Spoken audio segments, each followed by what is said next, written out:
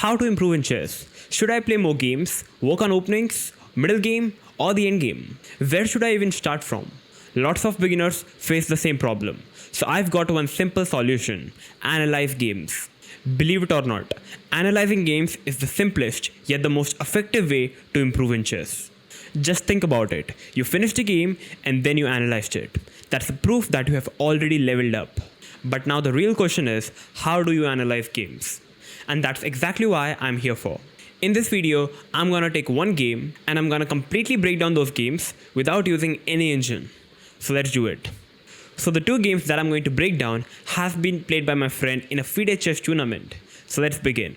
So in the game number 1, he opened the game with 1d4, which is a sensible move. You're taking control of the center. And black played the move b6, which is already not a great way to play. Black generally can play the move d5, knight f6 with the intention of controlling the center. Black played the move b6, and in this position, as you know, the basic fundamental in chess that says is to first control the center. So a good move would be to play the move c4 or even e4. We have c4 taking control in the center, e6, and now we have the move a3 by white. Now many beginners would argue, why isn't white developing his knights or the bishop? In this position, definitely white can play the move knight to f3, which is absolutely fine move. White can also play the move knight to c3, but the move knight to c3 allows black to play the move bishop to b4, which is a good square for the bishop to be on b4. So instead, to stop the move bishop b4, white first played the move a3, which is a general idea in such types of position.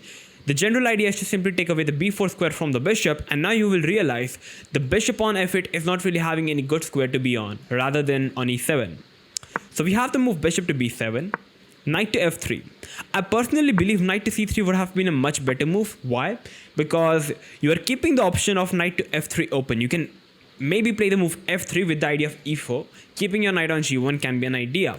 But okay, knight to f3 is absolutely fine move. We have the move g6, g3, bishop to g7, bishop to g2, knight to e7, castle up, and black played the move d6. So black can also castle up in this position, just going to castle up as soon as possible, keeping the option open whether he wants to play the move d6, d5, or whether he wants to keep the pawn on d7 as it is with the idea of going c5 maybe. So you see, the intention is to keep the position as flexible as possible. In the game, we had the move d6, knight to c3, so white is simply developing his pieces.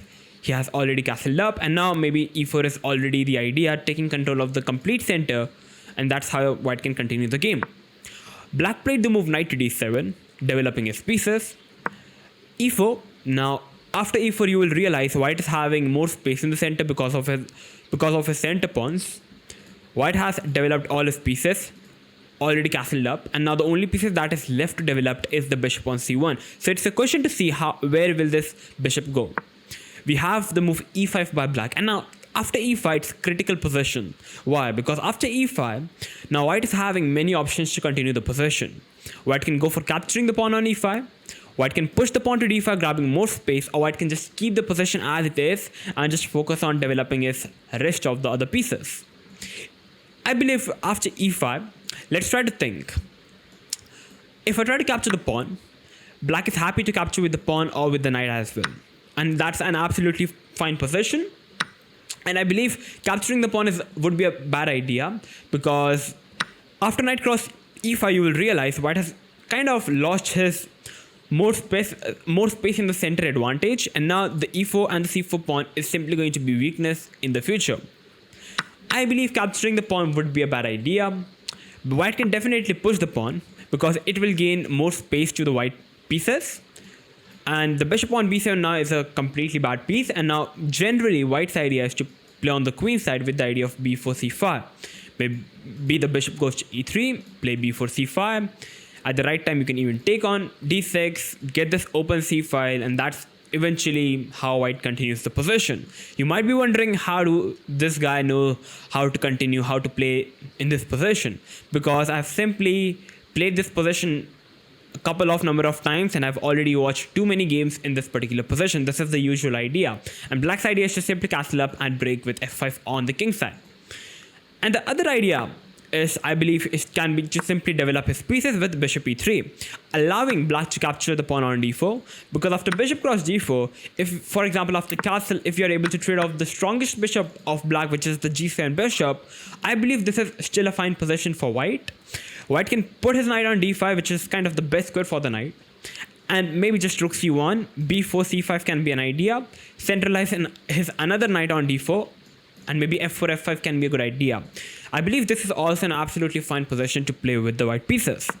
Instead, white decided to play the move d5, grabbing more space in the center, which is generally a bit hard to play for the beginners, because if the position is getting closed up, it's all about strategy, it's all about long-term planning, which is a area where beginners are not really well comfortable with. We have the move a5, stopping black to play white from playing the move b4, because if you try to play the move b4, black can simply take it because you are losing the rook in the end of the day. So we have the move rook to b1 by white with the idea of simply going b4. Black castled up, and now white played the move knight to e1. I'm just wondering, at the place of knight e1, white, I believe I should have simply gone for the move b4 with the same idea of playing on the queen side with c5, because the idea of rook b1 is eventually to go b4.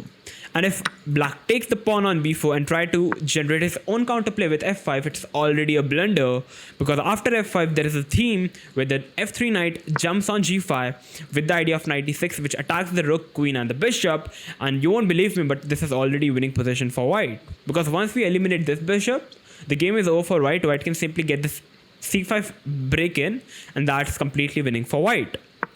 So I believe after take, black have to play the move h6 in order to cover the g5 square. And now maybe bishop e3 can be a good way to continue the position, with the idea of c5 getting the main break in, and that's exactly how white can continue the position. But instead, white decided to play the move knight to e1. We have the move bishop to a6, attacking the pawn on c4, and not allowing white to play the move b4 in. So white have to play the move b3 in order to protect the pawn on c4. You can definitely protect the c4 pawn with the queen, but putting the queen on the same diagonal as the bishop would be too risky for white. So b3, I would say it's a good idea, and bishop a6 actually makes sense for black, because you are kind of not allowing white to play the move b4 and go with his original idea of playing on the queen side. And now we have the move f5 with the black pieces. And now I believe white needs to do something. He needs to somehow protect this pawn with his piece and try to get this b4 in. Or maybe he can put his knight on b5 and eventually get this b4 in. In the game, we had the move knight to d3, well centralizing the knight on d3, because d3 square is a square for the knight, which is generally the best square for the knight, with the white pieces in these types of position. And now we have the move f4 by black. If black takes the pawn on e4, that's it's no problem for white, because white can simply recapture the pawn with the knight. And white is having a well centralized knight on e4 with the idea of queen c2, b4, c5 coming in, and I believe white is already pretty comfortable in this position. So that's why we have the move f4, trying to generate play on the king side. And okay, let's try to think how can white continue the position. I believe white can play the move knight to b5 with the idea of going b4, because after knight b5, if black goes for taking the knight over here, now you will see the c7 pawn is extremely weak, and white can just play the move queen c2, bishop b2, getting the another rook to c1, and add maximum pressure on the c7 pawn, and white is already pretty comfortable. So in the game after f4, white played the move knight to b5, the exact same thing. We have the move g5, so black is trying to play on the king side, going all in. We have the move b4 as expected, I would say. a4. Okay, so a4 is a move which I'm not really well sure of. Maybe black could have simply took the pawn on b4 and maybe going to play on the king side. The question is how to play on the queen side. Maybe queen e8 is not possible because the c7 is hanging up. Black needs to somehow generate his counterplay on the king side. Black needs to find a way. Maybe black can play a move like knight to f6 with the idea of maybe g4, f3 can be an idea. Maybe h5 looks a very strong move, and that's how black can continue the position. But instead, at the place of capturing on b4, black played the move a4. And I believe white can simply take the pawn on a4, because after take, white can simply take it back with the queen. And yeah, it's good. White can get the c5 move in, and white is already having a very nice position. In the game, we had the move bishop to b2 by white. So white did not really went for taking the pawn, which I'm not really well sure of. I believe white should have taken the pawn on a4 first. Why? Because after bishop b2, I believe white is kind of saying to the black pieces that if you try to move your bishop back, now the knight is no longer attacked. So I can simply go with the move c5n, which makes sense. But we are not really well sure that this bishop deserves to be on b2. So I believe capturing on a4 makes much more sense compared to the move bishop to b2. Instead, we have the move bishop to b2. And now we have the move knight to f6 by black. And now finally white went for capturing the pawn on a4. We have the move f3 by white, again sacrificing one more pawn. That's insane. Another main question is, shall white take the pawn, or white should go back, simply back with the bishop? If the bishop goes back, black would be too happy to capture this pawn. So I believe it gives us only one option to capture the pawn on f3, and that's exactly what happened in the game. And now we have the move knight cross d5. Basically, if you try to capture this knight on d5 with the pawn, you lose the bishop. That's the idea of black. And definitely would not like to somehow trade the knight for the bishop, because if you have this position with the white pieces, you will realize white is having many light square weaknesses, and black's idea could be to play the move bishop c8, bishop h3, and trying to take control of all the light squares in this position. So that's how black can continue the position. So after knight cross g5, white needs to somehow defend this bishop. So we have the move queen to d1. Okay, defending this bishop, and now the knight is attacked. So knight went back, and I'm not really sure. I believe this position is already better for white. Definitely black has sacrificed his f pawn for the d pawn, but you will realize at the same time now white is having this juicy square for his knight to be on d5. If white somehow gets this knight c3, knight d5 in, I'm already loving white's position. So yeah, after knight to f6, we have the move bishop to g2 by white, and now we have the move c6. And now white played a very strong move in this position, which is queen to b3. If the knight goes back on c3, black is already having this bishop cross c4. So white actually played a very strong move, which is queen to b3. Not only, the whole idea of queen b3 here is, if black goes for capturing the knight, I can simply capture it back, giving a check. Black has to move away, and I can capture the bishop. And now this is completely winning for white, because if you just count the material, white is having 6 pawns, black is having 5 pawns, and at the same time, white is having the bishop pair advantage. Black is having a very weak pawn on d6. So just rook d1, and white's pieces are already flowing. Just b5, knight b4, knight c6, even knight d5, and I'm already loving white's position. So instead we have the move king to h8, first moving the king, and now the only square knight c3, and now queen e8. And once again, I'm still loving white's position, because first of all, white is a pawn up. Second, white is having kind of more space in the center. The d6 pawn is weak. I believe now black's only idea is to somehow generate an attack on the king side. White should somehow just play on the queen side much faster than black on the king side. And once white gets a break on the queen side, white should be winning. So I believe after queen e8, if I'm not wrong, white can go with the move b5. The whole idea here is, after b5, if black takes, I can simply take with the knight, because it opens up my bishop. It gives me a possibility to attack the pawn with the queen. I'm attacking the pawn with the knight, and even if I just go into the end game, you will realize I'm already a pawn up, with black having too many weaknesses. In the game, we had the move a4. I believe a4 is a fine move, but it's a bit slow move. You're having the opportunity to go direct b5, so you should have gone for it. Now we have the move bishop c8, trying to somehow get all your pieces on the king side. And now we have b5. Queen to h5. So as you can see, black is just going all in, just trying to get all his pieces on the king side and just hoping for a miracle. We have b cross e6, which makes sense. And now we have the move knight to g4, threatening mate in 1. h3, I would say, is the only way. Yep. The knight goes back, and now black's idea is already to sacrifice the bishop, already to capture the pawn on h3. So we have the move knight to d5 by white. I'm not really well sure of it that knight d5 is a good move. I'm thinking for white, can white simply go for the move g4?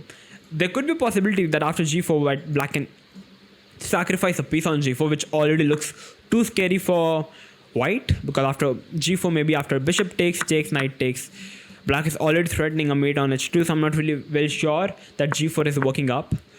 So maybe, yeah, I believe queen e1 is a good move, just trying to trade off the queens. And if black queen goes back, now still black's threat is to capture on h3, so white needs to somehow...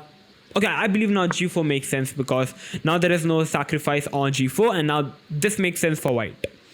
So yeah, at the place of queen e1, white plays the move knight to d5, centralizing the knight. So I believe this, like now the game is going to get a bit spicy.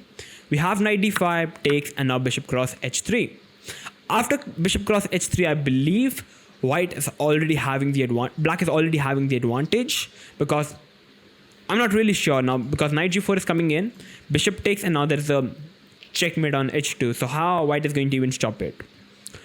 We have knight cross e5. Okay, so if queen d1 trying, like asking for a queen trade, obviously black is going to deny it by playing the move knight g4 with the idea of bishop g2 and threatening a mate on h2. It's a very tough decision how to play this position with the white pieces. In the game, we had the move knight d5, d5, bishop e5. What is the idea? Knight g4, take, and now we have to move queen to c3 check. I believe it's lost. It should be lost now. Like after king g8, I'm not really able to see any defense for white. Bishop f3 was played, and now we have the move bishop to g2, and white actually resigned the game. Yeah, it's pretty sure because it doesn't really matter how you capture the bishop. If you don't really capture the bishop, it's still mate on h1. And it doesn't really matter how you capture it. There's a mate on h2, so the game is over. So yeah, I would say overall white played a very nice game. But during the middle game phase, when black was launching a kingside attack, white was not able to defend with an 100% accuracy with the best defense, and black attack succeeded. But overall, I believe white was definitely better. So that's exactly how you analyze the position. You try to think move by move. What is the idea? What is the reason the opponent played this move? And yeah, just try to think of a plan that, okay, I'm having this position, I need to go for this particular plan, and just try to execute it.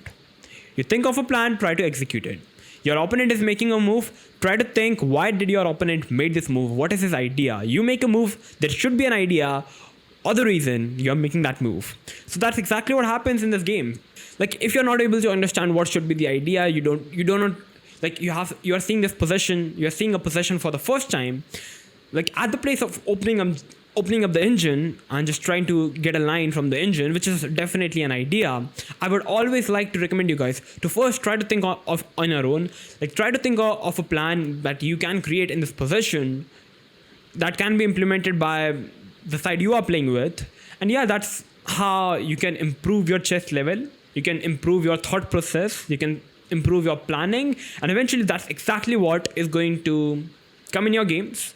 If you're having a good idea about the position, if you're having this mindset of playing new position, you can think ideas on the board during the game, you are the genius. Like you can actually practice it, work hard, and you can achieve it. So that's exactly how you can analyze games, and that's one of the best ways to improve in chess. Like no openings, no middle game, no end game. Just analyze your games once you finish your game.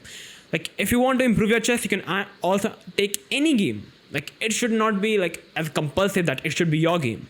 Take out any game, take a game of Magnus, Nakamura, of your friend. It doesn't really matter. Just analyze games. That's it. So thank you for watching. Bye bye.